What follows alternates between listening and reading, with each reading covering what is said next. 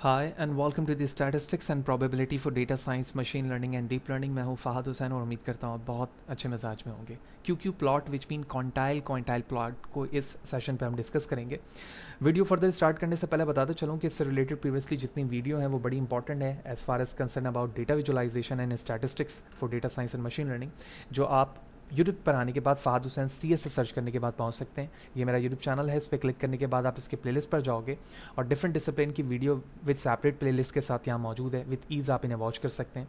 इसके अलावा इसमें इस्तेमाल होने वाले content related material which mean presentation, slide code या वट एवर जो चीज़ें मैं अपने वीडियो सेशन पर डिस्कस कर रहा होता हूँ वो तमाम मेरे blog Fahadh Hussain CS blogspot.com पे मौजूद है, जहाँ पर आने के बाद तमाम चीज़ों को फ्रीली डाउनलोड करके यूज़ किया जा सकता है। लिहाजा अगर आप मेरे चैनल पर नए और चैनल को सब्सक्राइब नहीं किया है तो चैनल को ज़रूर सब्सक्राइब करें ताकि अपकमिंग वीडियोस के हवाले से आपको बर वक्त जानकारी मिले और इसी तरह की नई चीज़ें आसानी के साथ आप सीख सकें। साथ ही साथ आप मेरे blog Fahadh Hussain CS blogspot.com पे भी मुझे फॉलो कर सकते हैं ताकि जब भी कोड यहाँ पर अपलोड किया जाए आपको इन्फॉर्मेशन मिलती रहे। तो सबसे पहले तो हम कुछ थ्योरेटिकल चीज़ों को समझते हैं, उसके बाद कोशिश करेंगे कि हम R और एक्सेल को यूज़ करते हुए इसको विजुलाइज भी करें कि क्यू प्लॉट क्या है। तो डेफिनेशन सबसे पहले समझते हैं। A Q plot play a very vital important role to graphically analyze and compare two probability distribution by plotting their quantiles against each other. That's a very important statement कि हम इसके ज़रिए से क्या कर रहे हैं, दो probability distribution को आपस में कंपेयर कर रहे हैं उनके क्वांटाइल्स को यूज़ करते हुए, और इसके ज़रिए से आप ग्राफिकली एनालाइज कर पाएंगे कि आपका डेटा नॉर्मली डिस्ट्रीब्यूटेड है या फिर नहीं। और इस वक्त जिस नॉर्मल डिस्ट्रीब्यूशन को या नॉर्मल डिस्ट्रीब्यूटेड डेटा चेक करने के लिए जिस वेरिएबल को आप इस्तेमाल कर रहे होंगे, it should be a univariate, which mean आप एक ही कॉलम की वैल्यूज़ को यूज़ करते हुए देखना चाह रहे हैं कि वो नॉर्मल डिस्ट्रीब्यूटेड है या नहीं। उसके बाद if the two distribution which are comparing are exactly equal then the point on the Q plot with perfectly lie on a straight line y is equal to x, then you can say that कि जो given आपके पास variable है या univariate column है वो normally distributed है। अगर आप इस ग्राफ को देखें तो इसमें हमारे पास एक लाइन है जो कि बिल्कुल स्ट्रेट है। अगर आप इस लाइन को देखें जो यहाँ से स्टार्ट हो रहा है और यहाँ पर एंड हो रहा है, और इस वक्त जो सर्कल फॉर्म पर स्कैटर प्लॉट जो इसका डेटा है वो डेटा वो है जिसको हम चेक करना चाह रहे हैं। तो जो डेटा आप चेक करना चाह रहे हैं अगर वो इस लाइन पर मैक्सिमम इस लाइन को टच करते हुए गुजरेगा, यानी ऊपर की तरफ यूँ जा रहा होगा, तो इसका मतलब है उतना ही आपका जो डेटा जो आप यूज़ कर रहे हैं वो इस वक्त नॉर्मली डिस्ट्रीब्यूटेड है।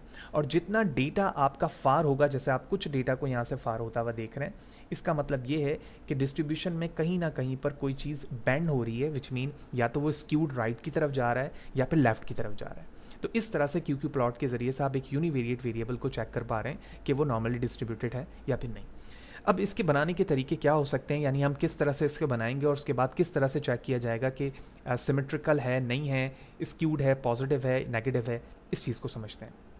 सो we plot the theoretical quantiles, or basically known as the standard normal variate, a normal distribution with mean 0 and standard deviation 1। As we know, जो कि हम ऑलरेडी डिस्कस कर चुके हैं कि जब हमारे पास डेटा होता है स्टैंडर्ड नॉर्मल डिस्ट्रीब्यूटेड, तो हम उसको स्टैंडर्ड नॉर्मल डिस्ट्रीब्यूटेड फॉर्म पे लेकर आते हैं जिसमें मीन 0 और स्टैंडर्ड डिविएशन 1 के बराबर होता है।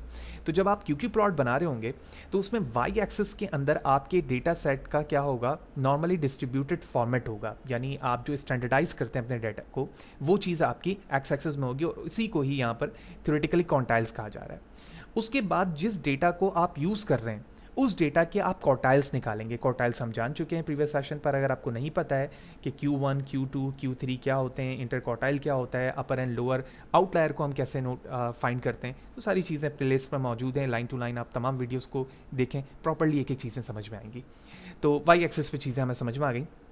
So on the x-axis, an ordered value for the random variable which we want to find whether it is a Gaussian distributor or not on a y-axis, यानी y-axis के अंदर हम ordered values उस random variable के लिख रहे हैं जो कि quantiles के फॉर्म पे मौजूद होगा, which give a very beautiful and smooth straight line like a structure from each point plotted on a graph। यानी उसके बाद जो स्ट्रेट लाइन बन रही होगी और जो आपका डेटा पॉइंट होगा वो उस पर लाई जिस तरह से कर रहा होगा, बिल्कुल उसी के बेस पर आप अंडरस्टैंड करेंगे कि either the given data is normally distributed और नॉट।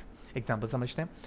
इस वक्त अगर आप इस हिस्टोग्राम को देखें तो ये नॉर्मली डिस्ट्रीब्यूटेड है, ठीक है, हिस्टोग्राम के फॉर्म पर यहाँ पर। और अगर मैं इस डेटा को क्यू प्लॉट के ज़रिए से विजुलाइज करूँ तो आप देखें कि मैक्सिमम डेटा इस लाइन पे मौजूद है। So we can say that कि ये जो डेटा है हमारा वो नॉर्मली डिस्ट्रीब्यूटेड है।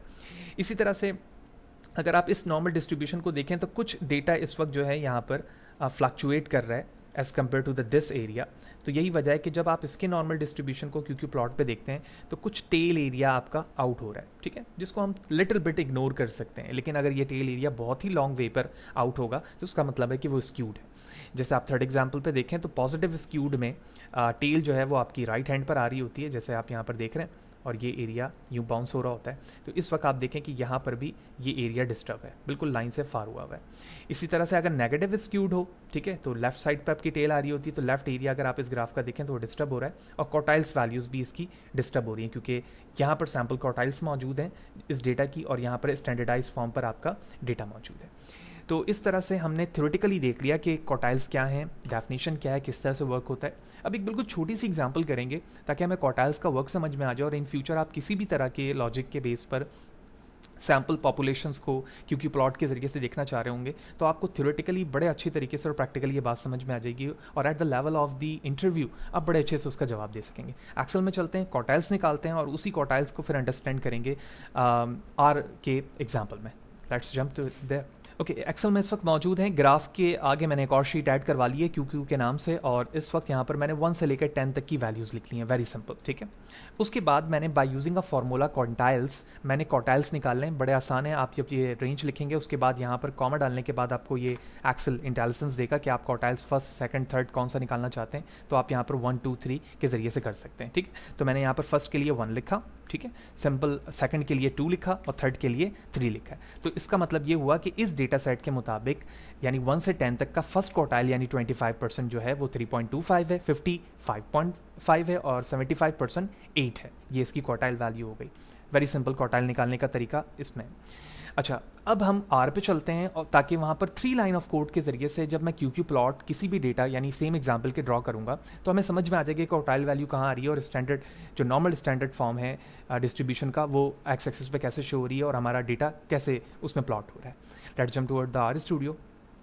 तो वेरी सिंपल कोड, मैंने यहाँ पर माई डेटा के नाम से एक वेरिएबल बनाया और उसमें वेक्टर वैल्यू 1 से 10 तक।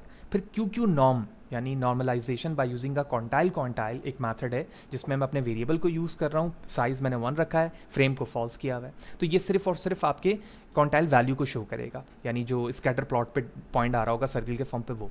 लेकिन अगर मैं स्ट्रेट लाइन भी चाहता हूँ तो स्ट्रेट लाइन के लिए मुझे क्यू लाइन का मेथड यूज़ करना होगा, उसमें सेम वेरिएबल और विड्थ मैंने जो है LWD2 दी हुई है। तो ये एक एक जो पैरामीटर्स हैं उनकी मीनिंग क्या है, कौन सी चीज़ क्या करती है, वो आर प्रोग्रामिंग के अंदर मैंने तफसीलन बताया हुआ है। अगर आपने आर प्लेलिस्ट देखा है तो आप डेटा विजुलाइजेशन को बड़े अच्छे तरीके से समझ रहे होंगे। तो अब मैं इस 3 लाइन ऑफ कोड को एग्जीक्यूट करता हूँ, and it's going to execute, here it is. और उसके बाद मैंने यहाँ से इसे जूम कर दिया।